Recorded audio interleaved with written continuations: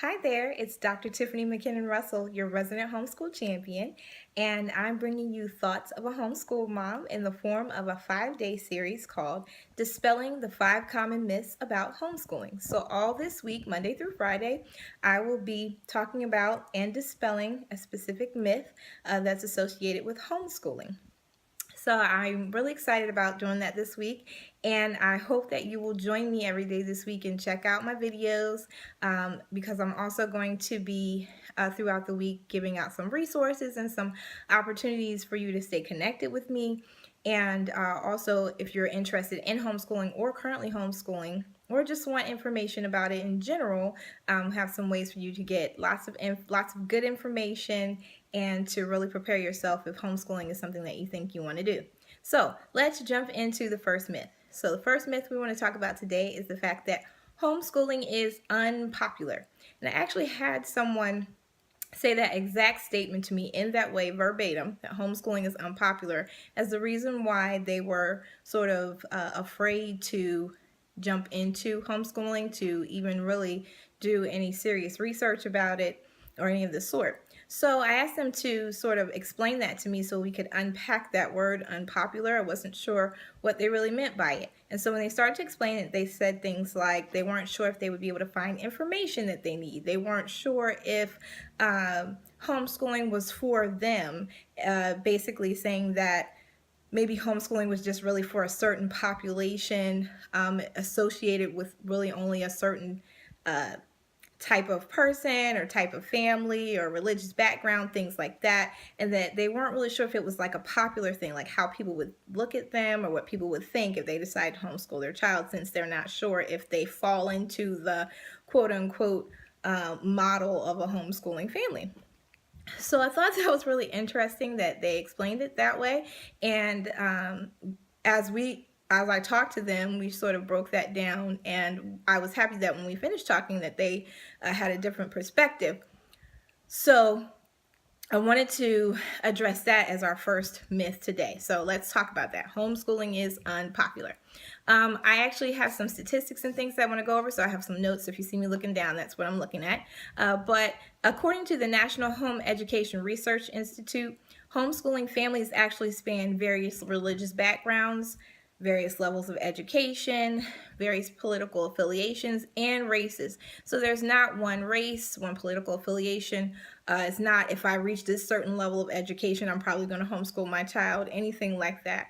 Homeschooling spans a wide range of backgrounds, ideals, and concepts. The main thing that brings people together who are homeschooling their children is that they just determined that they wanted to have more of a non-traditional educational environment for their child.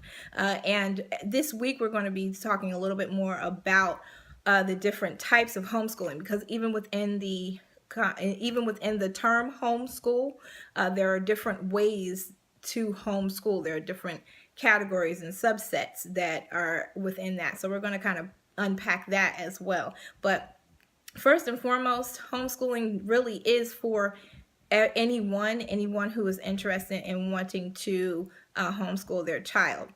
So there's not one segment of the population, or you have to have some sort of certain affiliation to be homeschooling your child. Also, approximately 2.3 million students are home educated in the United States, and there has been pretty steady growth in that over the years, ranging from 2 to 8% each year. So it's gaining in popularity, and many families are choosing to homeschool their children, whether it's homeschooling from preschool all the way through to graduation, or whether you're just homeschooling your child for a small segment of time. Parents are choosing to do that in some form in larger numbers in recent years. Also, I thought it was very interesting to find that the choice to homeschool has really increased among minorities, with approximately 15% of all homeschooling families being represented by non-white families. So I thought that was interesting. That was another statistic that the National Home Education Research Institute actually reported. And so I thought that was interesting to see. And also, I noticed in my own circle that there are a lot of families that are minority families that are beginning to homeschool their children for a vast number of reasons, whether it's just being not too happy with the public or private education in their area, or just maybe wanting to focus on certain things with their child. Maybe there's a learning disability or learning deficiency that they want to focus on in a different way. Sometimes it's just, like I said, focusing on homeschooling for a small segment of time, sometimes maybe a year or two, and then placing your child back in public school or private school. So there's a lot of different reasons why that happens, but it's important to note that homeschooling is for anyone, is for everyone. But you have to be willing to put in some work to homeschool, obviously. But if you're interested, there's not some particular segment that removes you from the ability to do so, be it your political affiliation, your race, XYZ. So if you're interested, it starts with the research, but there's nothing that's keeping you from moving into homeschooling if you want to. With those statistics and with some of that information, you can see that there as that increased popularity for homeschooling, with constant budget and resource cuts in public schools and the high cost of private education. A lot of families are looking at homeschooling as a viable option.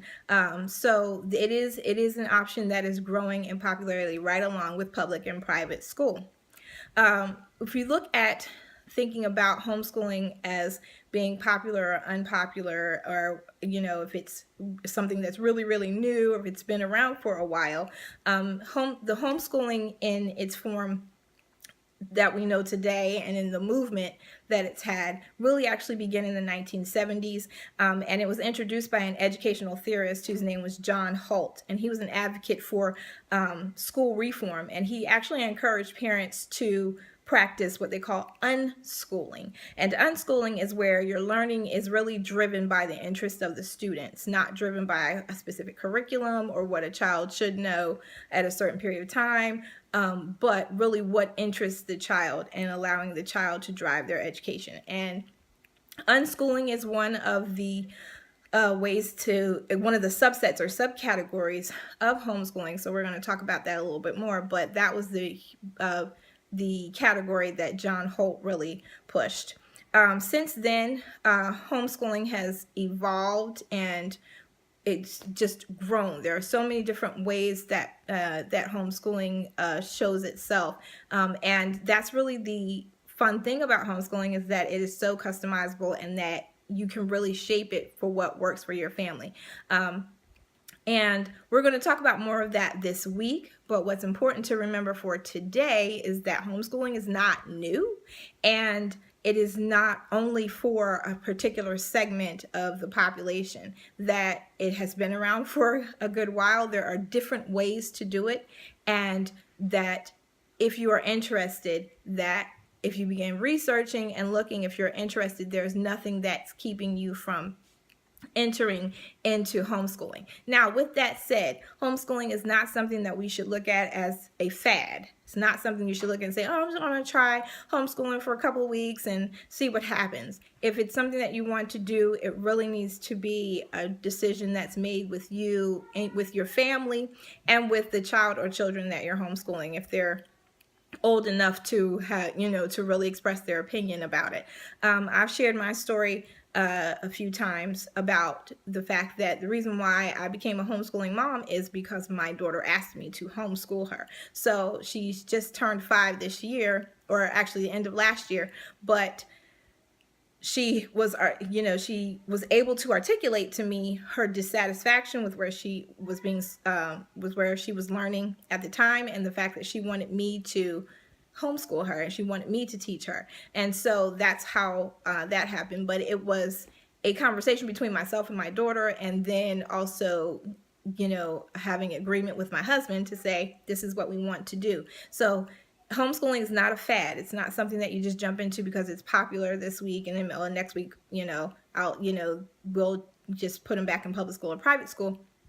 if you're going to do this, especially if you're taking your children out of public or private school to begin to homeschool them, there are specific processes that you need to go through. So we'll also be talking about that as well. But just knowing that it's not a fad, it's not just something to do for popularity, but it's really a serious educational option, just the same as public and private school.